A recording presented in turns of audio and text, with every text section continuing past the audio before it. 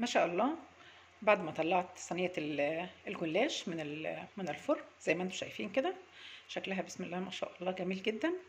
جربي بقى ان شاء الله، تدخلي تشوفي الفيديو وتعملي صينية جلاش ببواقي الاكل اللي عندك، بواقي فراخ ببواقي لحمة، الموجود عندك ممكن تعملي بيه. ان شاء الله هتعجبك جدا. وما تنسناش في لايك واشتراك في القناة، وفي رعاية الله. السلام عليكم، اهلا بيكم، ازيكم؟ النهارده ان شاء الله هنعمل صينيه جلاش جميله جدا ببواقي فراخ عندنا. المكونات اللي عندي ان شاء الله، انا عندي هنا بصل مخرطه زي ما انت شايفه كده، عندي هنا بيضتين، عندي هنا دي بواقي فراخ. طبعا مش كلها بواقي فراخ من مره واحده، يعني انا مثلا عامله فراخ فاض مثلا صدر، اروح حاطاه في كيس واروح شايلاه في الفريزر. مره فاض مثلا ورك، اروح شايلاه في كيس وحاطاه في الفريزر وهكذا. يعني ايه؟ تشيلي الحاجه، يعني هو هتستعمليها في اكله تانية، ممكن تحشي بيها جلاش، ممكن تحشي بيها مكرونه. طبعا يعني عشان بس ما نهدرش في الحاجه، ومفيش حاجه تترمي. عندي كمان هنا وهتلاقيها كمان في اي وقت، يعني ممكن تطلعيهم في اي وقت محتاجه تعملي صينيه اي حاجه، هتلاقي الفراخ دي موجوده تعملي بيها. ومش على قد الفراخ بس، لو عندك لحمه فايضه برضو نفس الحكايه. كده يعني. عندي كمان هنا جزره مبشوره، عندي فلفل زي ما انت شايفه، عندي بالنسبه للتوابل ملح، فلفل اسمر، بهارات فراخ، كزبره. عندي هنا لفه جلاش. طبعا هنستعمل لبن وهنستعمل سمنه، اما يجي وقتها ان شاء الله هنشوف مع بعضنا هنعمل ايه. تابع معايا. اول حاجه بقى هعملها ان شاء الله، هقطع الفراخ دي زي ما انتم شايفين كده.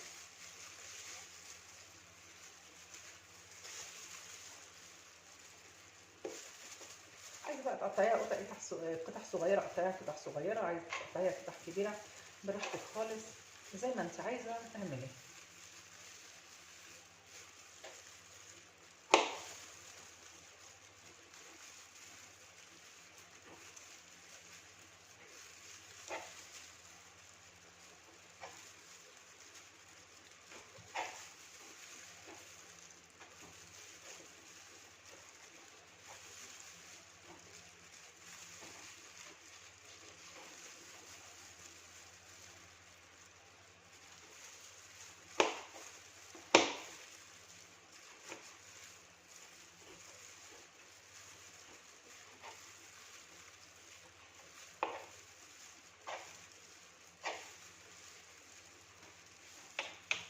هخلص كله بقى ان شاء الله، وبعدين نرجع نشوف هنعمل ايه.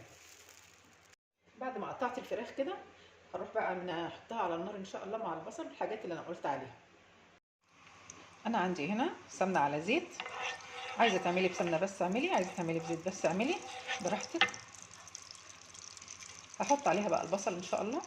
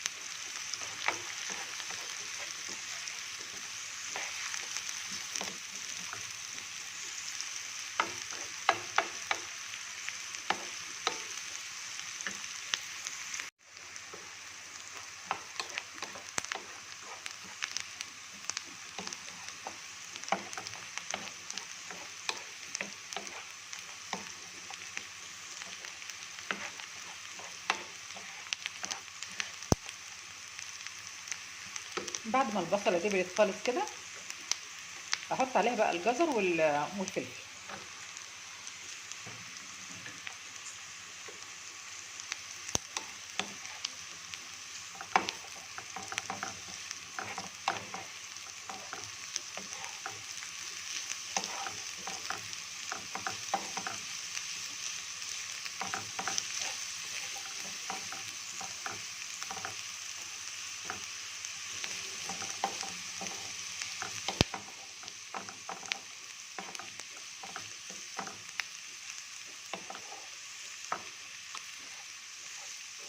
طبعا احنا مش عايزين الجزر والفلفل يتهروا، عايزينهم بس يتبلوا بس، لان الفراخ اصلا مستويه، فيدوب الجزر والفلفل يتبلوا ونحط عليهم الفراخ. هحط بقى الملح والتوابل اللي انا قلت عليها. لو عايزه تزودي اي توابل تانية زودي براحتك خالص.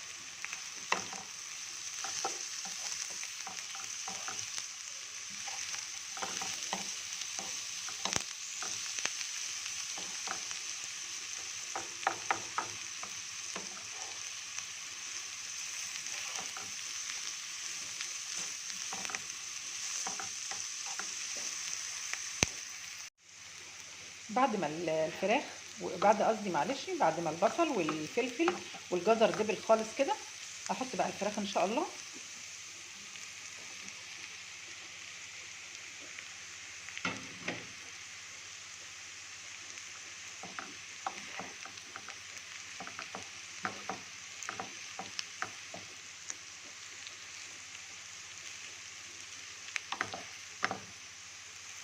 على نار بقى هاديه خالص. عايزين الفراخ يعني تاخد من البصل والفلفل والجزر.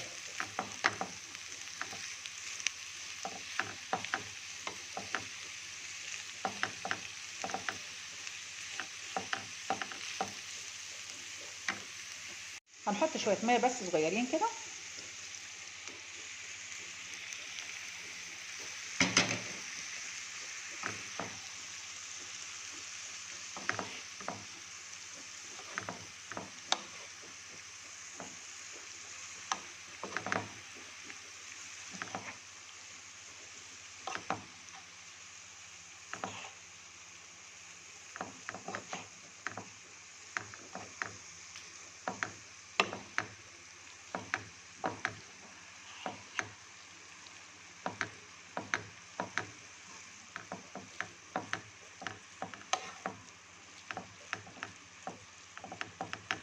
هنسيبها بقى شويه على نار هاديه، وبعد كده نحشي بيها ان شاء الله الجلاش.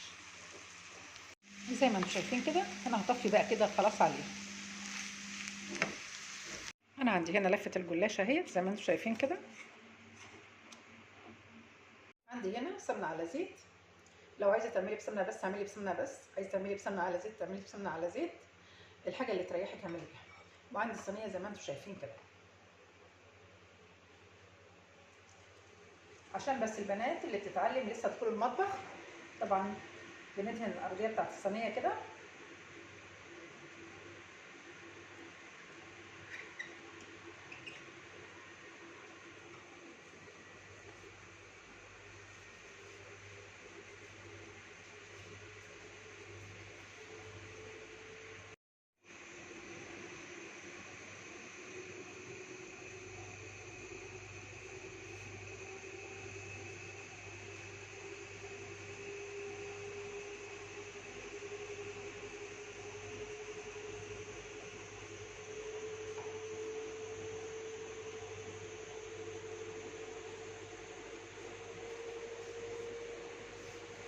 انا رافعه الجلاش من على جناب الصينيه عشان خاطر لما نحط الحشو بس، لكن الطبقه الثانيه بعد ما نحط الحشو ان شاء الله هتبقى طبقه الجلاش بسوى الصينيه. طبعا انت ممكن تدهني ورقه ورقه، وممكن تدهني ورقتين ورقتين براحتك يعني، بس انا بحب كده ادهن ورقه ورقه.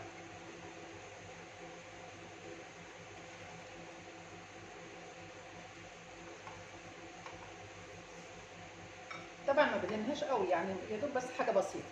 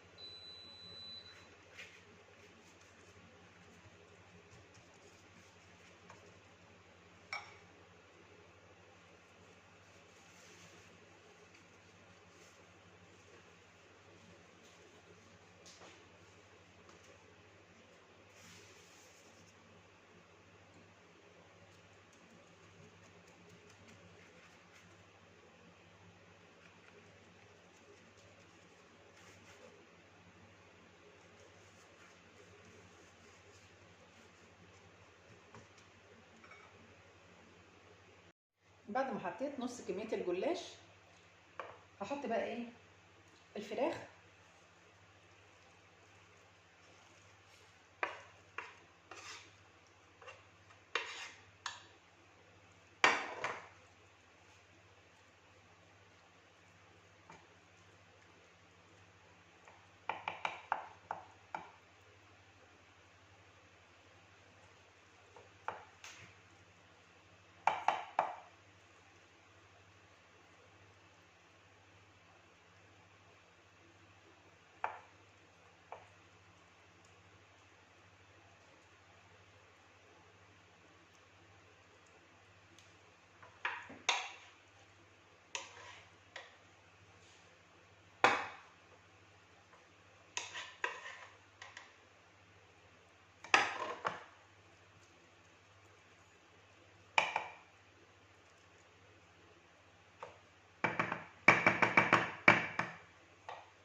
هبدأ بقى احط بقية الجلاش زي ما حطيت في البداية.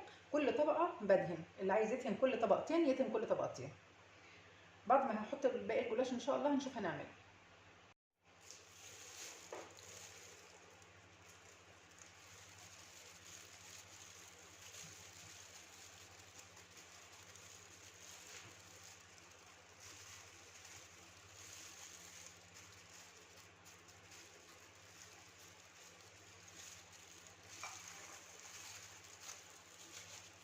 هبدأ بقى كده دلوقتي هدوس، لازم تدوسي جامد كده بايديكي،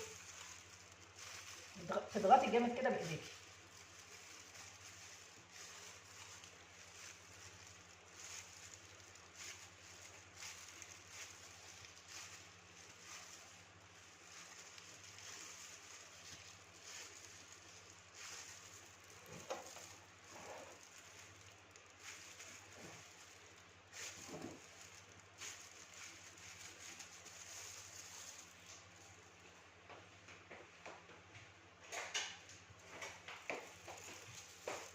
هقطع بقى الجلاش.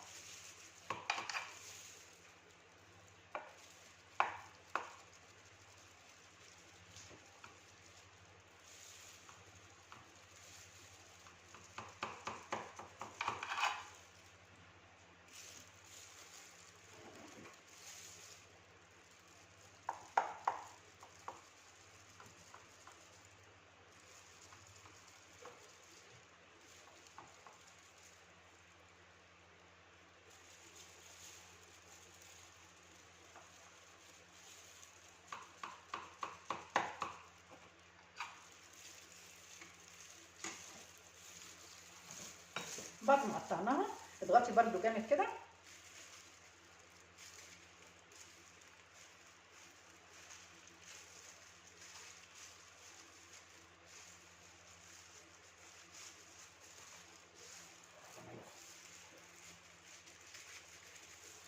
وهنسيبها بقى تستريح حوالي 10 دقايق. بعد ما سيبنا صينيه الجلاش تستريح شويه هندخلها بقى الفرن ان شاء الله.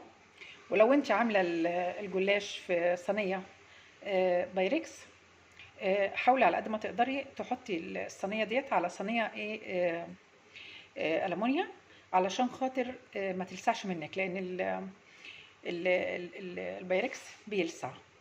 ولو احمرت من تحت وما احمرتش معاكي من فوق شغلي عليها الشوايه، وبعد كده هنشوف هنعمل ايه.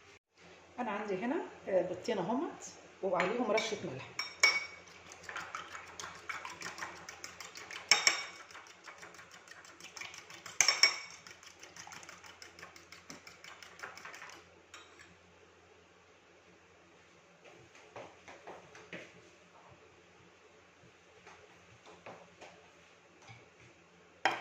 وعندي هنا كوبايه لبن.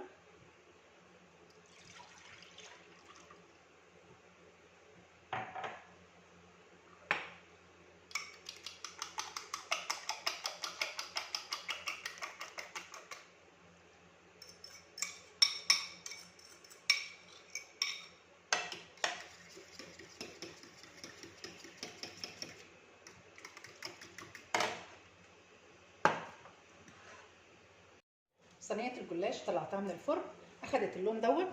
هسقيها بقى باللبن. بسم الله الرحمن الرحيم.